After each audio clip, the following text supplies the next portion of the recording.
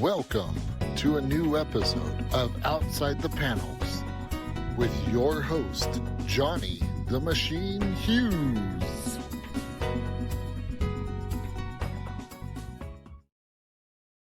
Welcome everyone to an episode of Outside the Panels. I'm your host, Johnny the Machine Hughes, and joining me this time around, not one, not two, but three incredible guest stars. Straight up, we have Mr. Wells Thompson. Wells, how's it going? It's going good. How are you doing, Mr. Machine? Mr. Machine. Just the machine's fine. Okay. A returning guest, we have Dalton Shannon, and the third guest being his amazing new mustache. I was wondering who guest number 3 was. I was excited. I know. We're both very excited to be here. Apologies. I gave Dalton some grief about his mustache, so I thought I'd better, set the bar straight. I don't want any bad feeling or anything. The bar is already pretty low, so it can only go up from here, right? Yeah. Yeah. I agree with that. That's cool. All right, gents, welcome and thank you for taking time out of your busy schedules to hang out over here outside the panels. You're here to talk about your Kickstarter, I believe. This is not just your first Kickstarter. You guys have been rocking it with your Kickstarter Mechaton, correct? Absolutely. Yeah, this is number 6, I believe. Number 6, excellent. So start us off. How did this whole thing come about? In the summer of 1993. We said we're not going to talk about the War of 1812, Wells. So Dalton and I have been working together on comics for a while. We started on little ash cans and sort of one-off ideas, graduated to writing a full graphic novel and a couple of ideas. And we wanted to, after we published our first book, an anthology called Descent into Dread, horror book.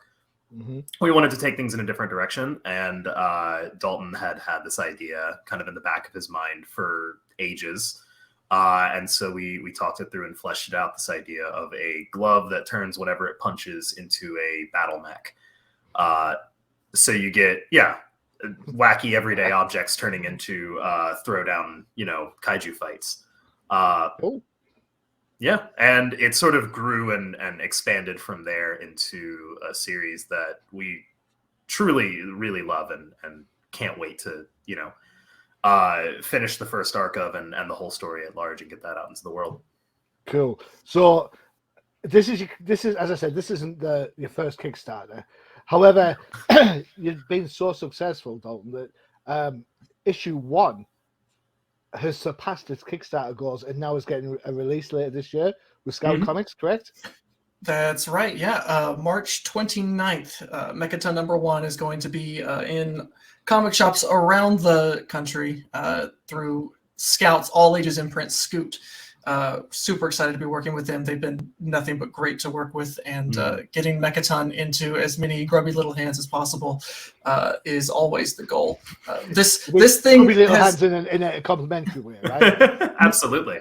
You've been in a comic shop, right? Come on. No. Don't touch. All the love. But no, Mechaton, I believe the genesis of Mechaton turns 10 this year, so it's been a long time coming to actually get this book out there, and it's in a way that when it first was this nascent little cool shtick in my head, could never have imagined it would be what it is now, which it wouldn't be without the fantastic team at behind it all, Fernando, Wells, Meg, Nathan, all of you guys. It's been so cool, and I'm so excited to see it in shops. Excellent. So break it down. Who does what? Who's writer? Who's writing? Who's art? Who's doing what? So the writing process is me and Dalton get into an octagon and bare knuckle box until pen. And whoever wins that's whose idea goes to. No, we share writing responsibilities. Generally, I write the first draft and then give it to Dalton. Dalton edits it and sort of shapes it, throws out what's bad, or throws out what doesn't work, adds some stuff, and then we go back and forth until we have something we're both really happy with. So go back and forth till each of you is a bloody stump. It's basically. Yeah, exactly. Yes. It's essentially the most intense and strong editing process you can imagine, because it's just two people, strongly believing that they have the right idea until something wins out. And just imagine the tagline: 2 people, 1 pen, 1 pen. Yeah. Other than that, yeah, it's us writing. It's Fernando Pinto, who is a Chilean art professor. He's on art. This is my cat Quaylag. She provides moral support. Very important. Megan Casey does the art. Very often we have sort of supplemental coloring from Fred Stressing as well, who does Invader Zim and Rick and Morty and a bunch of other stuff. And then Nathan Kempf on letters. And for Scout has been helping us sort of edit the book as well. So Andrea Molinari, is the official editor on the book as well. Cool. Excellent. So Dalton, I think last time we spoke it was Frankenstein. Yes. Yeah. What is it then? What's the change between going kind of horror to this kind of sci-fi way out? Well, we still keep the monsters, which is nice. We just get to punch them with giant robots this time. It's Mechaton's always been more of a crazy sci-fi anime concept that's had more of an all ages appeal. It's not grim or gritty or solemn. It's very high action, high energy, and quips and like real character moments that you don't always get in something as heavy as Frankenstein. It's a chance to really stretch the creative muscles and pull back a little bit, so you don't always have to have somebody chopping heads off to prove a point. You can just have a brother and sister just kind of yell at each other incessantly until things eventually fall into place, which tends to happen in every issue of Mechaton. Yep. So, yep. It sounds like your creative writing process, if I'm honest. Honestly, there's a lot of Derek and Leah in Dalton and Wells, that's for sure. Oh yeah. This is a relationship built on the kind of loving ribbing and putting down of siblings and people who work extremely closely and extremely well together. Cool. Which undoubted is both our relationship with our siblings. We both have brothers that we love very much, and also our relationship with each other. We tend to like the first thing I did when I saw Dalton with this mustache is make fun of him for it, even because it's easy, and also we just have that. And I would expect if I shaved my beard and only had the mustache, I expect he would do the same to me. I don't know. It might be an improvement. We don't know yet. Well, I put it like this: if I ever get my hair cut, you're not coming on the show. Just saying. Mind you, what am I saying? The credits have me with my purple hair, so what do I know, right? Oh, there you go. Things change all the time. But yeah, no, the major difference between the two, aside from the age difference, Frankenstein is a much more R-rated comic. Mechaton is for all ages, kids of all ages, young and old. Other than that, it's really is like, whereas the world of Frankenstein the Unconquered is very cynical and dark and brooding, there is no cynicism. It is all sincerity and joy. And I mean, there are some hairy situations, and there's absolutely, sometimes characters feel crushed, but at the end of the day, this is a pretty positive world that we're trying to build with Mechaton. We want this to be a fun place to be. So it's interesting then, because if you've got like a horror vibe going on with Frankenstein, you pretty much know where to pitch, right? For an all ages book, you like the slave of two masters. You've got the kids to entertain, and you've also got to kind of keep it relevant and funny enough for the adults to enjoy some of the slapstickness to kind of get them to buy into it, so that they're sitting reading it with their kids. How do you manage to kind of combine the two? Doing one genre is bad enough. It's bad enough to do one. But now you're saying, well, hold on a second, let's do it for the kids and for the adults.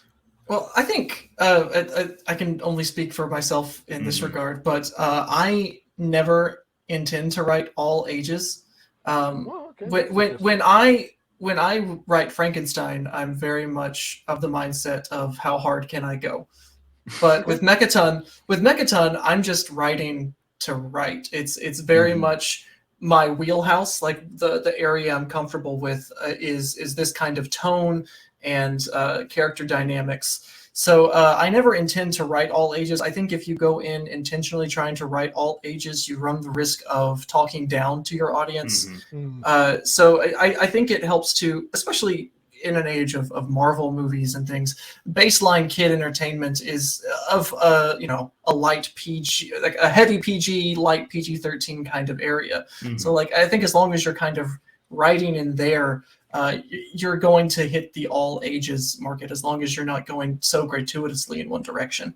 Okay, sure. So let me ask you a question then, and Wells, maybe you can jump on this one.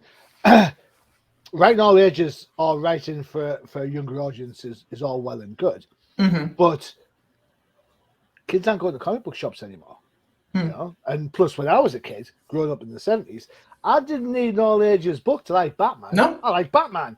So then kind of. And in the 70s, Batman was, I mean, and still should be an all ages character. Like it's built on this mainstream kind of relatability where kids should be able to go in and pick up a Batman comic from the stands and be perfectly fine. And even though kids aren't necessarily always going into comic shops, kids are constantly reading comic books. Absolutely. Like Dogman, Smile, even the Babysitter Club got like graphic novel remixes that kids eat up. Like book fairs, the Scholastic mindset. I mean, that's where I've discovered Captain Underpants, which led down this route of comic books. So like kids are always reading comics, and as long as they can get their hands on them, which especially with the collected editions, because kids aren't necessarily going to be reading floppies, but once that collected edition hits the shelves, kids are much more likely to find it on a shelf at a Barnes & Noble or a book fair or whatever, and hopefully the bright colors bring them in. Absolutely. And I, at least from my perspective, I don't really view this as like a kid's book or a book for kids. No. But just in general, like I am happy if kids read it, and I want kids to read it. And we definitely bent it so that there is an accessibility there. But you're saying, what is the challenge of writing for adults and for kids? For me, I'm just writing for people, for sort of that, a younger audience for sure. But I don't like the idea of writing for kids, because that sort of implies that I have to dumb things down, that I have to speak down to an audience that I am not a part of. Okay. And even as a kid, I always preferred the kind of media that treated me like I was capable, that I was smart, that I could hang with everyone else. And obviously there's some stuff kids shouldn't read, but I think that this is the kind of book that is going to be entertaining for adults and is going to be entertaining for kids. And judging by the fact that the kids in my neighborhood who have read the comic are always begging me, hey, when is number 2 coming out? When is number 3 coming out? I think that philosophy is sort of borne out to be true. They don't want books that are, aimed to them in such a way that it's almost condescending. They just want fun books. And that's what Mechaton is at the end of the day, is fun. Cool. There's a lot of influences in play with Mechaton. I would imagine straight off the bat, we mentioned beforehand, a little bit of Power Rangers in there. The fact that, big robots. There's some Godzilla maybe, perhaps. There's a lot of like Toonami and stuff that the kind of stuff that we grew up watching. Your Power Rangers, your Dragon Ball Z, your Gundam. Transformers and Gundam, and the sort of early wave of anime, and the sort of like all of that is sort of in there as an influence, as well as stuff like Scott Pilgrim and Murder Falcon, and like the comic book vibe that brings of that rule of cool mentality. There's tons of stuff. Dan noticed this kind of Scott Pilgrim-esque art element, I think. Kind of. And I think when we talk about all ages, I think Scott Pilgrim's one of those products that actually covers that gauntlet very well. That all ages. It's got it's got like that kid-friendly aesthetic, and then it also Mhm. when you get into the past all the game and the video stuff, Mhm. it's quite a mature story hidden behind that. Oh yeah. And it's a so I story that ages with you. Like Mm. it's Brian Lee O'Malley has an uncanny ability to make a story that is so much fun the first time you read it, and then as you come back to it more and more and more. This is true in Scott Pilgrim. This is true in Seconds. I don't know about Snot Girl. I'm still reading that one, but every time I read it, I feel like I get more out of it, and I feel like it really is speaking to something deeper than what I initially gleaned when I was reading Scott Pilgrim for the first time at whenever it was 19. I remember watching the movie the first time around. At the end of the movie, I was like, "What the hell was this, Tyler?" And then about 6 months later, we were watching it again. I was like, "Wow, this is great! What's going on?" Now, I'm not saying there was a level of alcohol involved in either of those. That movie is what got me into comics and also what got me into movies. Like that Edgar Wright's Scott Pilgrim is a perfect film, and I will live and die on that hill. That is a hill and a half for sure. So where you influences, we talk Power Rangers, bit of Godzilla in there. The Toonami stuff. Is there anything that you kind of think to yourself, influence-wise, that you want to kind of shy away from, where I suppose things have gone a little bit astray? For example, I love the Power Rangers, but it's cyclic to like the nth degree. You know, like, there's the first 5, then the bad one turns up, then the bad one turns good, and then you know, it's like, dude, it doesn't matter if you watch Morphin, Dino Thunder, Wild Force, Time, whichever one it was. That's the premise. So it's a kind of, I suppose, elements of that repetitiveness needs to be avoided, perhaps, or is that the thing that kind of people love? I think that there's definitely a version of Mechaton that is incredibly formulaic and exactly what you would expect it to be. And we worked really hard.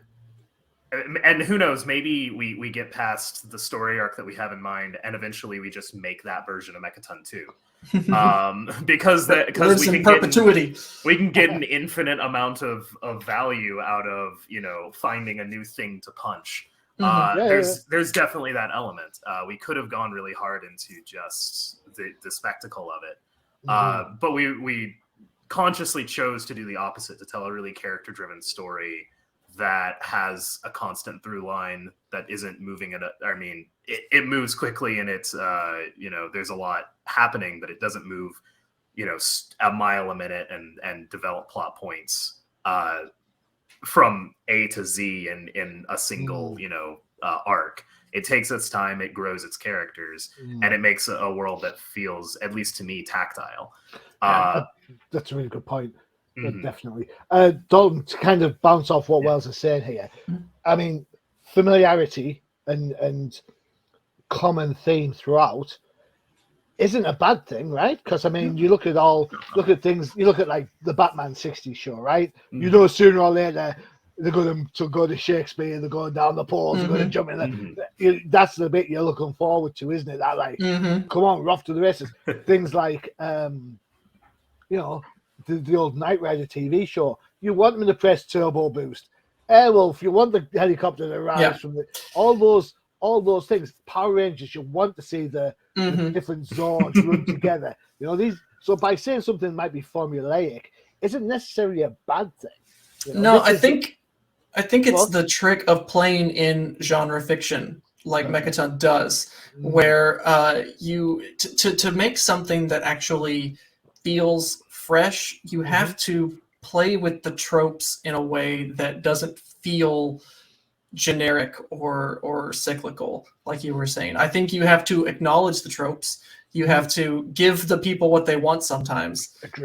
But you can't just keep recycling. Like we could do Mechaton as Power Rangers, but I would rather do Mechaton as like that really tight 26 episode anime that has Power Ranger elements in it that people will be like, oh, they're doing the Zord thing, but they're not. But it's not like it's not like you're expecting it every single chapter or something. Like you want to play in that pool without pissing in it, you know. So you want to kind of want to edge the reader to say, right, we're going to put them together. Oh, we're going to punch something. We are really going to punch something. When we punch something, it's going to be fantastic. And then, boom, there, I'll punch something. Yeah. Then that's kind of the... And we building try and rising and we try and put some surprises in there.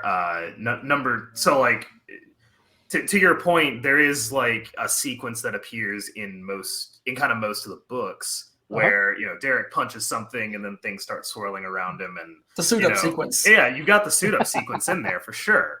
That happens in animated movies all the time, and yet every single one gets that much better, right? Exactly. But they're different every time because we're That's trying the trick, I think. we're trying to punch a different thing, make a different suit, and also they come at different times in the story and for different beats. Sometimes it's a triumphant thing, sometimes it's we're finally getting to the action, sometimes it's a mistake and it's a joke and it's funny, and sometimes it's there, not to spoil, but in number 5 there's a section where a punch occurs and it's borderline terrifying because you really don't know what's going to happen. So there's lots of different ways of playing with that I think keeps it fresh. We'll talk about that off screen. Excellent. All right. Okay, before we get into the book, it's time for one of our adverts for one of our other shows. Let's see what I have got going for us. Right. We'll go with this one. This one's a firm favorite. You never know. Down the line, you could find a Mechaton toy. And if there is, it would be fingers crossed. Fingers crossed. Crisis of the Toyverse.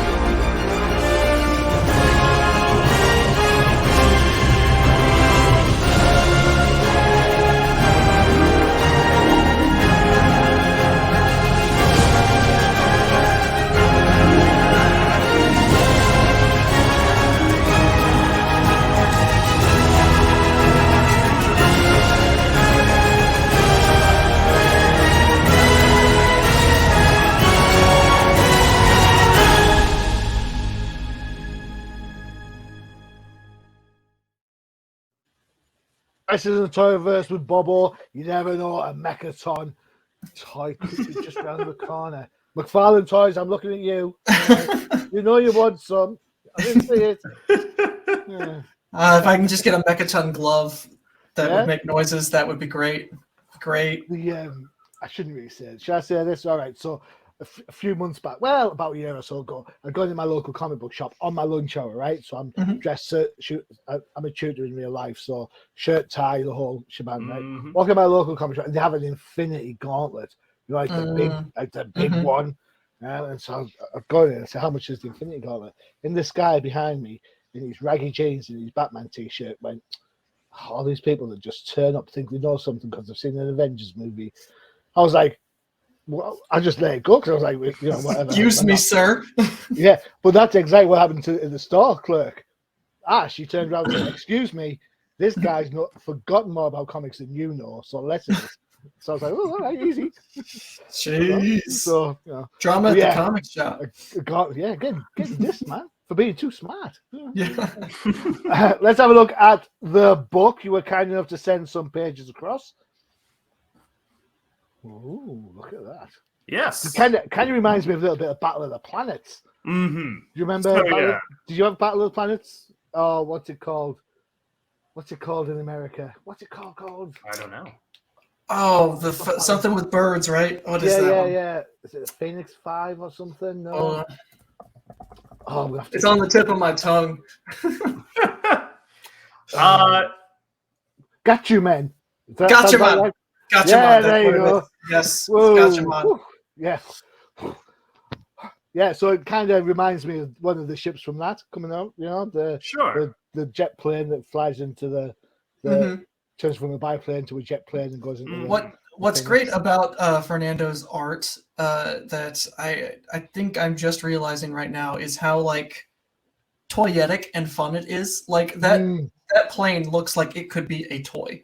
It's that well designed, and the characters feel like they could be action figures. And all the mechs are just begging for a McFarlane toy. Fernando's art is so great. I've already done the McFarlane plug. No. We're trying to manifest it here, okay? All right, yeah. Positive thinking. Yeah, cool. As long as it doesn't go GoBots. The GoBots. Right? You agree that Transformers are better than GoBots? I would take either Mechaton because that would be hilarious to see a GoBots version of Mechaton. Oh yeah. Okay. Yeah. Sure. Yeah. No. That ship, that giant ship. I believe So the only direction we gave Fernando for that was, this big ship reveals itself, and it's like bringing a nuclear bomb to a knife fight. I don't know. It looks like your cat. To be fair, a little bit. Yeah. No, it does have the ears. I just noticed that. Yeah. No, but it's just like entirely overkill to be going after this transport ship with this. I don't want to say Star Destroyer, but that is the first thing. Well, to be fair, it's just like when I used to play X-Wing and get frustrated, and then throw my X-Wing against the Star Destroyer. You just know, it's like game suicide, isn't it? Exactly. Love the colors. The colors look great. Mm-hmm. Yeah, no, Meg does a great job with that. And this is kind of where those anime Toonami elements start to shine through, isn't it? The kind of the pacey, the kind of how the characters are shown there. Very fluid, I suppose. Yeah. Yeah. Very absolutely. Expressive, very fluid. Yes. There's Leah as we find the glove for the first time, and the way Fernando shows her not only terror on this page, but just curiosity on the big splash reveal of the glove is Fernando's a great character actor with his art. It's great. For sure. It's always a joy getting these pages in. And yeah, no, we wanted, we wanted you to be kind of drawn into what the characters are experiencing, especially in this moment. This is such a big moment. This is like the real sort of turning point of the inciting incident, I guess, of the entire story. So it was really important to nail this moment. From a story point of view, and tell me if I've gone too spoilery, because I don't want to spoil anything. I want people to go out and buy this and Kickstarter. There's one glove, right? That we know of. That we know of. Fair enough. But do the kids argue about it? Kind of like, I don't know. You said we have. Oh well, we solve. We used to argue about the same thing all the time. Sure. we solve that problem in two ways. Very early on, when we meet Derek and Leah, Derek is playing video games, and he offers to give the controller to Leah or to have her play as player 2, and she basically says, "No, I just prefer to watch. I just prefer to be the backseat gamer." So that sort of automatically sets up their relationship that way. The other thing is that, as we learn in issue 2, the glove is stuck to Derek. It will not come off of Derek's hand. Damn you, Ben 10! Yeah.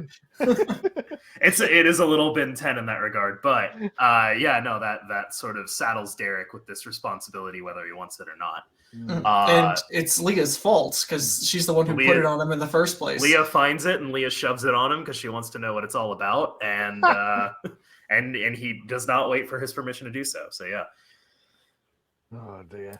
Oh dear me, Ben 10. The first season. After that, I went a bit pear-shaped, but there you go. Well, yeah. So yeah, that's the idea of things being cyclic and going wrong, isn't it? I suppose Ben 10. You're supposed to have 10 aliens by the time you finish. It's got like umpteen. Right. It's pointless. The idea is you get challenged to be one of the 10, not one of, Oh, 10 is too limiting. That's why Mechaton turns anything into it. Well, yeah, I get that, but in Ben 10, it's the ultimate MacGuffin. It's like Batman always has the right thing in his utility belt all the time. Right. Yeah. Right. Like, come on. Yeah. At least I just want to see. I just want to see cool stuff.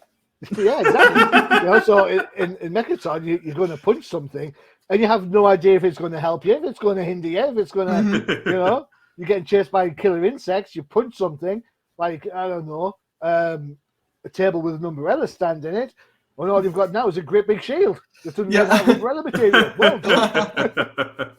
it doesn't help you. So. Yeah, that rainbow umbrella definitely shows up in the second issue, and that is actually based off of a real life hot dog stand, Freddy's Hot Dogs in Boulder, Colorado, which used to be owned by a friend of my dad of my family's.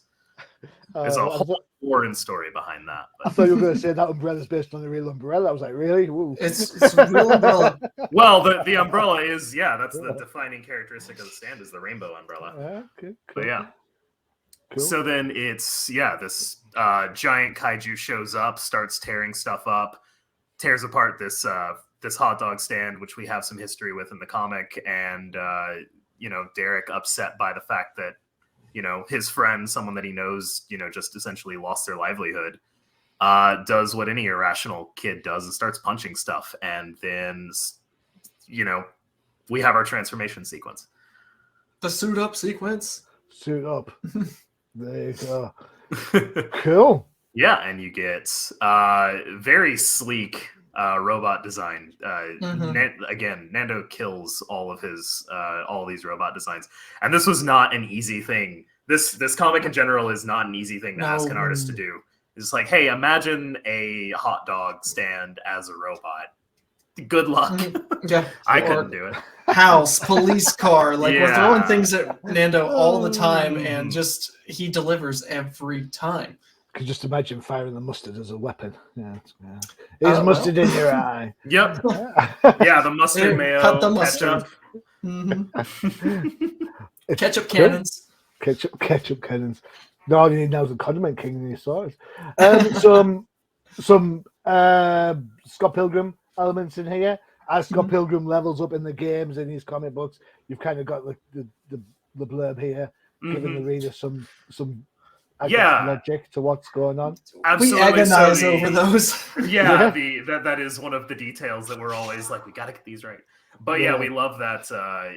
In Scott Pilgrim, it's everywhere where they'll introduce characters and they'll be like, Scott Pilgrim power rating awesome. Yeah. Or even further back, something like Dragon Ball Z, where you always had power levels and scanners and stuff like that would like tell you information that was ultimately like meaningless, like the fact that Goku's power level is over 8,000 or 9,000 is like purposefully, it doesn't mean anything. Yeah. You just know it's a lot. So yeah, exactly. So our power levels are always something a bit, a bit ridiculous. It's a bit of a It reminds me a little bit of, do you remember when the first generation Transformers came out? You look at the back of the card to get the stat sheet. Yeah, absolutely. Yes. Yeah, it kind of reminds me a little bit of that. So, interesting. Yeah, we have trading cards for Mechaton that do a lot of the same stuff with like the little power bars showing the different levels and little fun facts. Yeah. I would love to see those. We tend to do those more for like stretch goals and stuff, but we're super excited to be able to bring those back. So you're on Kickstarter as we speak. It's not quite live yet for 4 and 5. When's it go live? February 20th.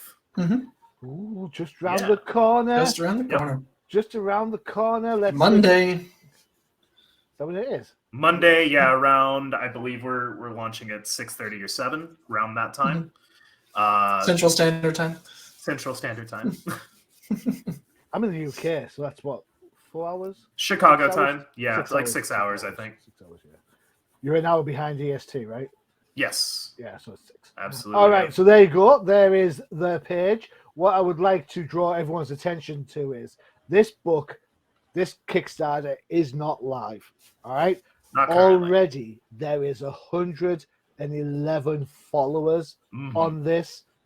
Now, if that doesn't give you some prompt, some idea that this book is going to massively hit its goal to get published and get sent out, whether you go for the PDF version or whether you go for the actual copies, the physical copies, then you are insane. All right? Because I see fully funded books with less than 111 followers. All right, so it's dead simple. We're going to show the banner in a sec, so you can get yourself over to the Kickstarter, which is there. If you can't remember the great big long blurb that goes with the Kickstarter, that's fine. Just go to Kickstarter, type in Mechaton, and it'll be one of the pages that comes up. Dead simple. The at least when it goes live, it will. The upcoming this preview page, sometimes you do directly need the link for, which is an unfortunate quirk about Mexicon. I know, but if you go to my Twitter, then my pinned tweet is a link to this page. So There you go. you can absolutely find it there. That's very easy, and you definitely want to do that because the first 72 hours of every campaign that we do an early bird special, 20% off just about every tier. Cool. So whether you want one or whether you want to just get the new stuff, whether you want to catch up on the entire series or go ham, get every variant cover and everything that Mechaton is about, it will be 20% off. I want to give you a little bit more research on this because I want you to know that I actually have put the work in this. I did a check of the first Kickstarter for Mechaton 1. All right, and you guys were only asking for $6,000 at the time. All right, you got $8,018. All right, of that was 165 backers. Now, you tell me. You're not a stone's throw away from 165 already. You haven't even started yet. Yeah. We just keep getting more and more people to throw money at our little funny books. It's great. The good part about continuing to come back and delivering really, what I think are really good books is that the more you do it, the more people go, oh, yeah, no, we should continue to, we know it's going to be good next time. And they talk to people and bring in more, and it feeds on itself. But that's why it's so important to us to, work really hard on the book and deliver quality and try to get it out as, on time or as close to it as we can, is to continue to let people know that, hey, yeah, we're not going anywhere. This book is happening, and we just need you to sign up. We just need you to pre-order the thing. And it's as good as gold. In fact, Mechaton 4 is Mechaton 4 and 5 are both fully inked. Mechaton 4 is being colored right now. There's a good chance that by the time the actual campaign is over, it'll be pretty close to ready to print. Sweet. Will you be offering physicals as well as PDFs? Yes, absolutely. Yeah.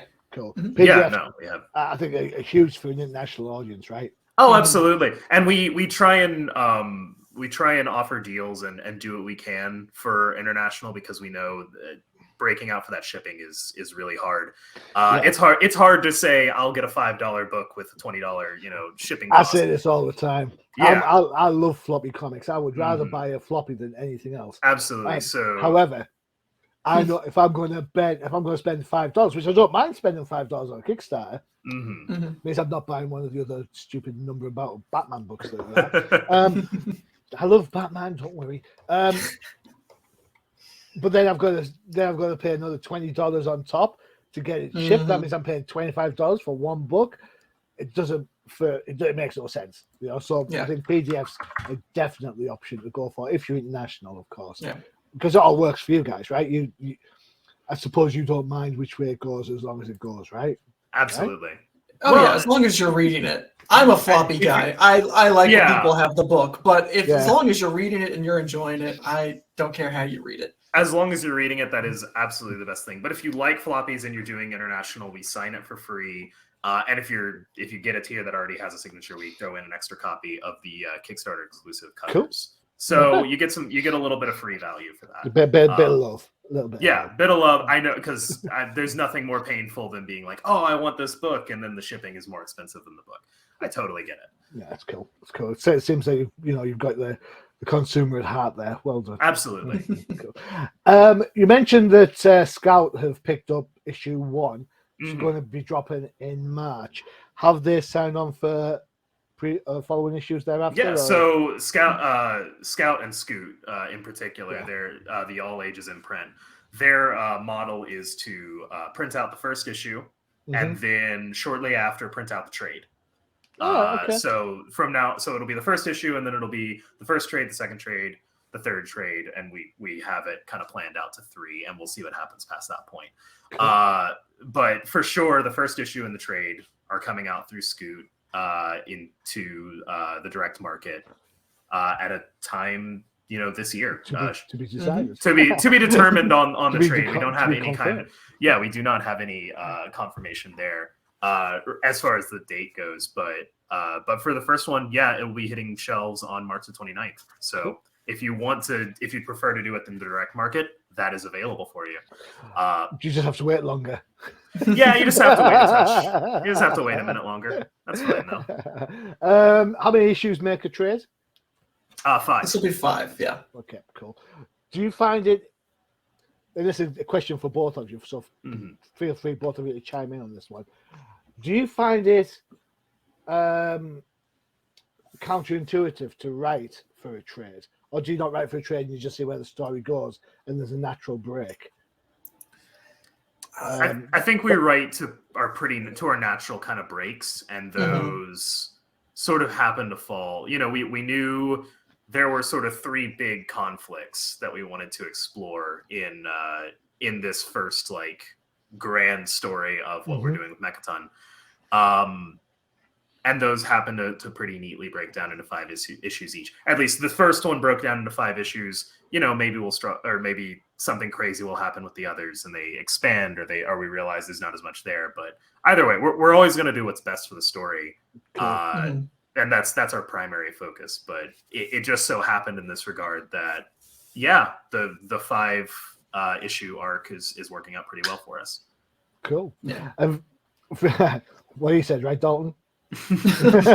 Well, I mean, I just think writing for the trade is always a little counterintuitive when you're doing monthly books, monthly quote unquote. Yeah.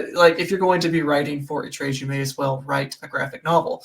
And I've always loved the sequential nature of floppies, to where you come in once a month and you get your pages, and those pages should tell a complete story while building on a larger narrative. So that's kind of how we've always written. So what well said, we write towards natural breaks, and it's just so happened Mechaton hits a nice 3-act structure, and then there's nice 5-act structures within each of those acts. So it works out just well, so we don't have to worry about stuffing things in or stretching things out. It's kind of like, it's kind of like when you watch. I was ill a few years back. I was seriously ill, and my friends at work bought me Arrow season 1. Right now, I'd already seen Arrow season 1 because it was being on TV. I'd watched it every week religiously. We all loved it. Great. Sat at home, convalescent. Watched. I think I watched 3 or 4 episodes a morning. That was my routine. Watch 3 episodes of Arrow, move on. That's kind of my routine, right? By the end of the week, some of the repetitiveness of the things that like to say, "Oh my God, Thea, you're such a whingy little brat." How's nobody know it's Oliver? He's only got mascara on his face. What? All these sort of repetitive things start to irk you, right? And I think that can be a problem if you kind of write for. You can write for a trade. Is that you it's the difference between watching an episode per week versus binge watching the whole thing, right? Yeah, and I think audiences nowadays tend to be one or the other. I don't know. Sure. You have if you're going to be working in chapter format, each chapter has to bring something new and different to the table and not feel repetitive, because repetition works for things like sitcoms, because it's supposed to be repetitive. It's supposed to feel comfortable, but when you're trying to build a larger narrative, it's not going to work if every single week you have to establish who these people are, what their motivations are, and what their power set is, and then you have to find a way to work that in naturally without feeling like you're just treading water. Sure.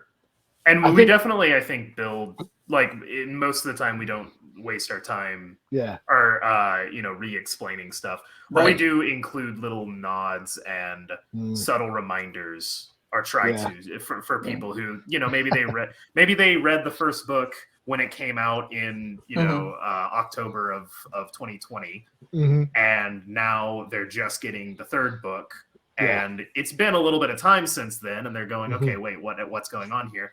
There are subtle things in there that kind of point you toward, and not so subtle. There's sometimes we just put a caption that says, "Hey, here's what this is." But those are few and far between, and they're usually, we at least try to set those up like jokes, so they at least they swallow down a little bit easier. I used to love those as a kid, though. When you'd read a comic book, it was like last scene in issue 126. Yeah. 126. Yeah, as long as all the characters get named in every issue, so you don't go a whole issue and we don't know who Derek is because nobody says his name, and as long as we get to see what the glove can do every issue, for the most part, I think it pretty much carries itself, and you can trust the audience to keep up. I would say that's very vital. I've recently looked at a tie-in book, and I'm not saying the art was bad. I'm not saying that at all, but it certainly didn't look like the characters it was supposed to be. So I was so glad they started calling each other by names. I was like, "Oh, that's that person." I think there was like, get it now. Oh, duh. There was like this notorious issue of Captain America back in like 1980 something when Shooter was in charge, and he pulled the finished book into the office, and he realized that they went 22 whole pages without calling Captain America or Steve or anything. They just assumed you knew who Captain America was, and they're like, I mean, yeah, he was wearing the costume, but like, guys, how did we let this happen? yeah, it's crazy. As an idea of the premise of your book, of the art that you sent me, I think this one pretty much sums up, right? Yes. Which is great because that's actually an homage to Super Metroid. Yep, that's the X Super Metroid cover. Popular. All good. No, but we love this cover. It's everything that Mechaton is, just neatly combined into one thing. Really expertly drawn by Alex Moore, UK artist. Cool. Really super talented. And someone we've been wanting to work with for a while, so I'm really glad we got to do this with them. Sounds like a plan. Perfect. Yeah. All right. Excellent. So let's have some more details. Sorry about that. I've cut Dalton off a little bit. Clicking down there. There's the Kickstarter. If you want to follow the link, pause this, write it down, do whatever you want to need to do. Don't pause it and make me look stupid. Thanks, I have enough. Don't need any help with that. You look funny looking already. All right, look at Dalton checking out his stash. Just click on the stash down there. You're good to go. Yeah. Their Twitter IDs for Wells and Dalton are there. Feel free to follow them on Twitter for all the latest updates in regards to Mechaton. That'll be on there as well. Excellent. And of course, don't forget to pester your local comic book shop. Get in touch. Scout Comics through their all ages imprint called Scoot to get Mechaton 1 ordered. I think I pretty much covered it, yeah? Rock on. I believe so, yeah. I think that's pretty much it. That's all. That's everything good. That's the card read. Yay! All right, guys. Thank you so much for spending the time with me. I really do appreciate it. Thank you for having us back. It looks so fun. Yeah. Can't wait. So there you go. Get that followed. Get the notify me on the Kickstarter, and then you'll get all the information. Perfecto. Cool. Don't forget to check out the UCPN for all your favorite shows, which includes, we saw it earlier, the Crisis in the Toyverse, for all your toy viewing needs. And of course, we have the No Price podcast for all you Marvel fans, which includes the MCU and Disney Plus. And for all you DC fans, all excited about the Flash trailer that dropped through the Super Bowl, don't forget to check out the Definitive Crusade. There you go. Done, and done. Right, gentlemen, thank you so much. Thank you. Yeah, thank you for having us. You're more than welcome. And say bye to the cat for me, Wells. And if you don't mind. Oh, I will be happy. I'll think about all of them. And as for me, I'm your host, Johnny Machine Hughes. As always, adios.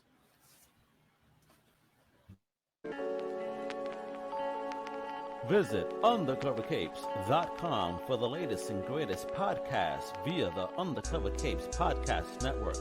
Also visit our parent company website, comiccrusaders.com, all about comic pop culture.